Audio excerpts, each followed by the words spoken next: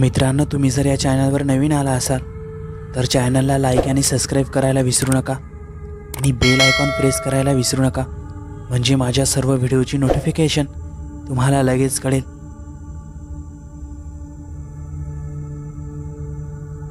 ही घटना काही वर्षापूर्वीची आहे. उमेश व मनीषाला गेली 12 वर्ष मूलबाळ होत नव्हते. त्यांना एकाने सल्ला दिला की अक्कलकोटला जाऊन या, स्वामी तुमची नक्कीच इच्छा पूर्ण करतील. त्यामुळे त्या दोघांनीही ऑफिसला 2 दिवस सुट्टी घेतली व गुरुवारचा दिवस अक्कलकोटला जायचा ठरवला. पुणे येथे अक्कलकोटला जायला साधारण 5 ते 6 तास लागतात. त्यामुळे त्यांनी गुरुवारी सकाळी 9 वाजता निघूयात असे ठरवले. पण गुरुवारी सकाळी उमेशला त्याच्या ऑफिसच्या मीटिंगमुळे त्याला ऑफिसला जावे लागले. म्हणून उमेशला मीटिंगवरून यायला दुपारचे साधारण 2:30 वाजले. म्हणून मनीषा म्हणाली, उमेश चल आवर लवकर, आता एकतर इतका लांबचा प्रवास आहे, पोचायला उशीर नको व्हायला. उमेश पटकन फ्रेश झाला व आवरून पटकन पार्किंगमधून कार काढली व हॉर्न वाजवला.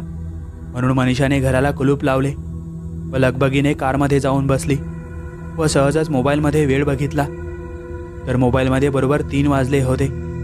उमेश गाडी सुरू करणारच तर मनीषा म्हणाली, अरे उमेश थांब, अरे भर दुपारी 3 वाजता निघू नये असे म्हणतात, थांब ना 5 मिनटं निघू. तिची ही वाक्य ऐकत उमेश तिच्यावर हसतच म्हणाला, मनीषा आधीच उशीर झालाय, काही होत नाही असं म्हणून त्याने कार पार्किंगमधून काढली व एकदाचा पुणे येथे अक्कलकोट प्रवास सुरू झाला. प्रवास करता करता साधारण दुपारचे 5 वाजले. दोघांनीही सकाळपासून काहीच खाल्लेलं नव्हतं, म्हणून दोघांनाही कडकडून भूक लागली होती. त्या दोघांनाही थोड्या अंतरावर एक पंजाबी ढाबा दिसला. म्हणून उमेशने लगेच तिथं गाडी थांबवली व ढाब्यामध्ये प्रवेश केला. त्या पंजाबी ढाब्याची सर्व्हिस खूपच हळू होती. त्यांना तिथंच 6:30 वाजले. उमेश खूप वैतागून म्हणाला, आजचा दिवसच वाईट आहे, आपल्याला सगळ्याच ठिकाणी उशीर होत आहे, उगीच या ढाब्यात शिरलो. असं म्हणतच उमेश व मनीषा गाडीत जाऊन बसले आणि आता त्यांना रस्त्यात पेट्रोल पंप दिसला. उमेशने परत रस्त्यात कोणतीही अडचण नको यायला म्हणून गाडीची टाकी फुल करून घेतली. आता साधारण संध्याकाळचे 8 वाजत होते. त्यांनी नाहोळ, काबोटी, केडगाव ही गावं पण आता पार केली होती. कधी एकदा स्वामींचे दर्शन होते असे त्या दोघांनाही झाले होते. थंडीचे दिवस होते. खिडकीमधून येणाऱ्या थंडगार हवेचं झुळूक अंगावर शहारा आणत होतं. ते दोघेही पहिल्यांदाच अक्कलकोटला जात असल्याने त्यांनी मोबाईलचा मॅप लावला होता. पण काय माहीत, अचानकच मोबाईल बंद पडला. मोबाईलची बॅटरी 100% चार्ज असतानाही त्या दोघांचेही मोबाईल एकाच वेळी बंद पडले. ते खूप वेळचे प्रवास करत होते पण त्यांना रस्ताच सापडत नव्हता. आणि आता अचानकच एका रस्त्याच्या मधोमध येऊन गाडी बंद पडली.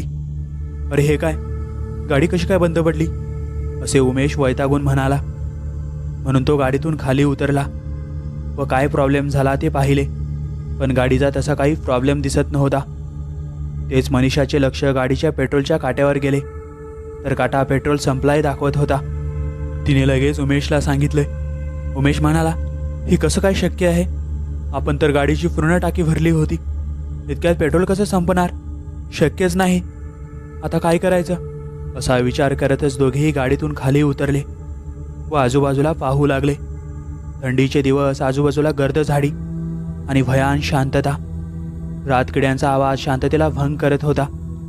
त्यांच्या गाडीचा प्रकाश सोडला तर आजूबाजूला किन्नाट काळोख. दोघेही चांगलेच विचारात पडले. आता काय करायचं, आजूबाजूला एखादा लॉजही नाही किंवा वस्तीही नाही. आजची रात्र या अनोळखी रस्त्यावर कशी घालवणार. आणि असा विचार करत असतानाच गाडीचे हेडलाईट्स अचानक चालू बंद होऊ लागले आणि त्या प्रकाशाच्या खेळात अंधारात मनीषाला एक भयप्रद आकृती दिसली. तिने काय बघितले ते ती सांगूही शकत नव्हती, पण एवढ्या थंडीतही तिला दरदरून घाम फुटला होता. उमेश पण मनातून खूप घाबरला होता. दोघे पण काहीच न बोलता गाडीत पटकन जाऊन बसले व खिडक्या लावून घेतल्या. दोघेही एकमेकांचा हात घट्ट धरून बसले होते. जे काही त्यांच्यासोबत घडत होते ते खूपच अनपेक्षित होते. आणि त्यातच अचानक गाडीतील रेडिओमधून वेगवेगळे भयानक विचित्र आवाज येऊ लागले. ते तसले विचित्र आवाज ऐकून उमेशच्या आणि मनीषाच्या चांगलीच पायाखालची जमीन सरकली. उमेश तो रेडिओ बंद करण्याचा प्रयत्न करत होता, पण तो रेडिओ बंदच होत नव्हता. दोघांनाही भीतीने काय करावे काही सुचतच नव्हते. आणि आता काही वेळाने अचानक रेडिओ बंद झाला. आता त्या दोघांनाही वाटले सुटलो बुवा एकदाचे. त्यातच गाडीच्या काचेवर कोणीतरी ओरखाडत आहे असा आवाज त्या भयंकर शांततेत येत होता. दोघांचे काळीच वेगाने धडधड करू लागले आणि भीतीने तोंडातून शब्दच फुटत नव्हता. आणि आता गाडीच्या मागची खिडकी आपोआप कोणीतरी फोडावी अशी ताडकन फुटली. त्या आवाजाने तर त्या दोघांचेही संयम सुटला व दोघेही पटकन गाडीच्या बाहेर उतरले व वाट दिसेल तिकडे अंधारात एकामेकांचा हात घट्ट पकडून जीवाच्या अंकांताने पडू लागले. नक्कीच या रस्त्यावर काहीतरी अतृप्त शक्ती आहे. मनीषा रडत पडता पडता बोलत होती, आपण नाही वाचणार रे उमेश, उगीच आलो आपण. असं रडत रडतच मनीषा उमेशला सांगत होती, अगं स्वामींवर विश्वास ठेव, त्यांचा जप कर, बघ ते आपल्याला या संकटातून बाहेर काढतील. असा उमेश मनीषाला पळत पळतच सांगत होता.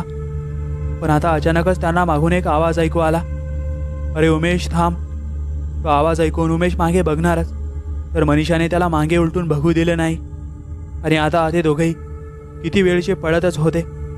आणि आता अचानकच रस्त्याच्या कडेकून आवाज आला, हे पोरांनो थांबा, इतक्या रात्रीला कशाला पळत आहात. आणि तो आवाज खूपच प्रभावी होता. तो आवाज ऐकून क्षणभर ते दोघेही थांबले आणि त्यांनी घाबरत घाबरतच नजर त्या व्यक्तीकडे फिरवली. तर त्या दोघांनी बघितले, थोडेसे उंच पांढरा सदरा व धोतर घातले होते आणि कपाळावर कुंकवाचा टिळा व चेहऱ्यावर स्मित हास्य होते. वयस्कर असले तरी चेहऱ्यावर तेज मात्र एखाद्या महान पुरुषासारखे होते. ते दोघेही विचार करत होते, कोण असतील, काही विचित्र प्रकार तर नसेल ना, की हा आपलाच भास आहे. असा विचार ते करतच असताना तो व्यक्ती बोलला, पोरांनो कसला विचार करताय. काही नाही आजोबा, मनीषा बोलली. उमेश जोरजोरात श्वास घेत जरा बिचकतच बोलला, तुम्ही काय करताय इतक्या रात्री इथे, तुम्ही पण चुकलात का.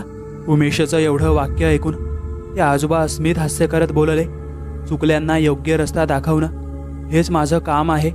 असो, या रस्त्याला रात्रीचं कोणी येत नाही, चांगला नाही हा रस्ता, तुम्ही इथले दिसत नाही. त्यावर मनीषा बोलली, नाही हो आजोबा, आम्ही पुण्याचे अक्कलकोटला चाललो होतो स्वामींच्या दर्शनाला आणि अचानकच आम्ही रस्ता चुकलो. आणि ते आजोबा म्हणाले, असू दे पोरी, सापडेल रस्ता.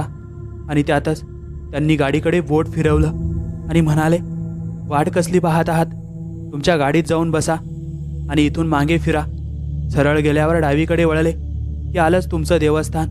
उमेश आणि मनीषा त्यांच्या गाडीला तिथं पाहून चांगलेच आश्चर्यित झाले, पण त्या दोघांच्याही चेहऱ्यावर भरपूर प्रश्न दिसत होते.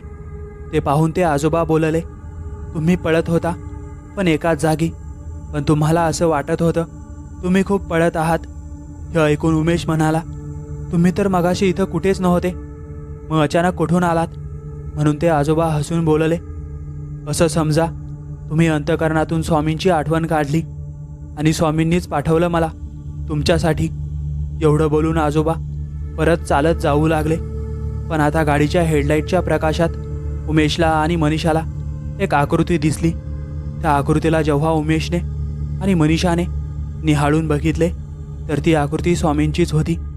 आणि आता उमेशने आणि मनीषाने ते आजोबा जिकडे चालत गेले होते तिकडे बघितले तर आता ते आजोबाही त्या दोघांना दिसले नव्हते. आता या सर्व प्रकारावरून मनीषाला आणि उमेशाला कळाले होते, आजोबा कोणी नव्हते, ते साक्षात स्वामीच होते. त्यांनीच या संकटातून आपल्याला वाचवलं. आणि त्या दिवशी उमेश आणि मनीषा सुखरूप अक्कलकोटला जाऊन पोहोचले. मित्रांनो, कथा तुम्हाला कशी वाटली आम्हाला कमेंटद्वारे नक्की कळवा. आणि तुमच्याकडेही अशा काही कथा असतील, अनुभव असतील तर आपल्या चॅनलला नक्की शेअर करा.